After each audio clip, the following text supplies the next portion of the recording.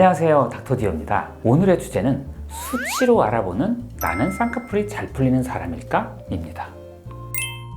자, 저희 성형외과 의사들이 가장 많이 하는 수술하면 정말 1번이 바로 쌍꺼풀 수술입니다. 그런데 쌍꺼풀 수술을 받는 분들이 가장 많이 걱정하시는 게 내가 쌍꺼풀 했는데 풀리지는 않을까? 혹은 계속 유지될 수 있을까? 매몰법 했는데 이거 계속 평생 유지될까? 이런 거예요. 그런데 내가 쌍꺼풀이 잘 풀릴지 혹은 안 풀리고 잘 될지를 수치로만 알 수 있다면 마음을 놓고 수술을 받을 수도 있고 그럴 수 있지 않을까요? 그것에 대해서 오늘 알려드리도록 하겠습니다.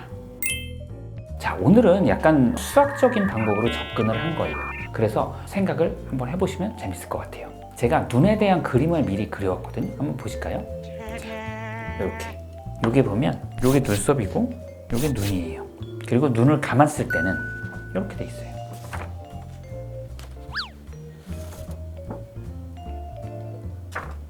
눈을 감은 그림하고 눈을 뜬 그림하고를 보여드렸어요. 여기가 중요해요. 눈을 감으면 여기 눈썹에서 속눈썹까지의 거리, 대개 평균 거리가 동양인들은 한 20에서 25mm, 긴 분은 한 28mm까지도 돼요. 그리고 눈을 떴을 때는 여기서 눈썹까지의 거리가 보통은 짧으면 한 8mm, 9mm, 긴 분은 한 17mm, 18mm 이렇게 되거든요. 저 같은 경우를 먼저 보시면 A라는 그림하고 여기 B라는 제 사진이 있잖아요. 눈을 감았을 때가 25mm고요. 눈을 떴을 때가 10mm예요. 그래서 A에서 B를 빼주면 15가 나와요. 10 이상이 되면 약간의 차이가 좀 있는 거라서 이런 분들은 쌍꺼풀이 생기기가 쉽습니다. A에서 B라는 것을 뺀 수치가 크면 클수록 쌍꺼풀이 생기기도 더 쉽고 쌍꺼풀이 풀리지 않을 가능성이 더 많은 사람이에요.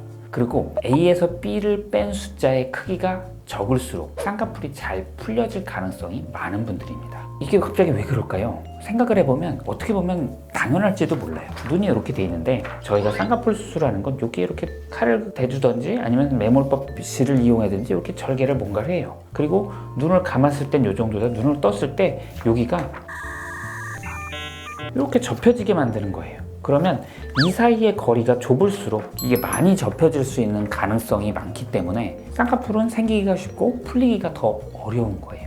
그래서 A에서 B를 뺀 숫자가 클수록 쌍꺼풀이 풀릴 확률이 적습니다. 가령 영숙이라는 분이 눈을 감았을 때의 거리가 27mm고 눈을 떴을 때의 거리가 8mm였어요. 그리고 옥순 씨의 경우는 눈을 감았을 때의 거리가 19, 눈을 떴을 때의 거리가 10이라고 치면 영숙이라는 분이 A에서 B를 뺀 숫자가 더 크죠. 그분의 경우가 쌍꺼풀이 더 안 풀리고 더 오래 갈 가능성이 많습니다. A에서 B를 뺀 숫자가 클수록 매몰법이나 비교적 간단한 방법의 쌍꺼풀을 해도 안 풀리고 오래 갈 가능성이 많고요. A에서 B를 뺀 숫자가 적으면 적을수록 쌍꺼풀이 풀릴 가능성이 더 많기 때문에 절개법이나 뭔가 더 강한 방법으로 수술을 해야 안 풀릴 가능성이 더 많은 거죠. 아니면 A에서 B를 뺀 숫자를 크게 만들어줄 가능성을 더 만들어주는 거예요.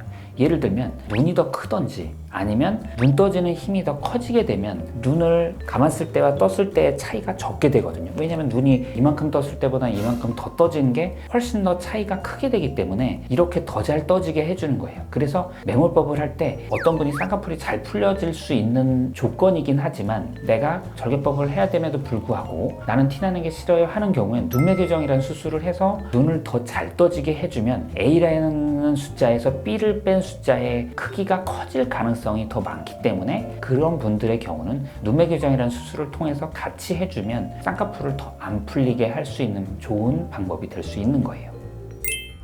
그래서 쌍꺼풀이라는 방법이 크게 두 가지로 나눠지거든요. 하나는 절개법, 하나는 매몰법이라는 방법인데 절개법은 말 그대로 눈꺼풀에 수술용 칼로 절개를 하고 안에 강한 조작을 해주고 봉합을 해줘서 쌍꺼풀을 만들어지게 하는 방법이고 매몰법 자체는 눈꺼풀에 조그만 절개창을 내고 그 안에 실을 넣게 해서 쌍꺼풀을 만들어주는 방식이거든요. 훨씬 약한 방법, 훨씬 강한 방법인데 쌍꺼풀이 잘 풀리지 않을 사람 같은 경우에는 굳이 강한 방법을 할 필요가 없는 거죠. 왜냐면 티도 나고 뭔가 불편하고 회복 기간도 길고 멍도 생길 수 있고 뭔가 안 좋으니까요. 그래서 쌍꺼풀이 수치화된 계산을 통해서 이분은 좀 덜 풀릴 수 있겠구나 하는 경우엔 매몰법을 선호할 수 있고 잘 풀리지 않고 오래가는 쌍꺼풀이 될 수 있는 것입니다.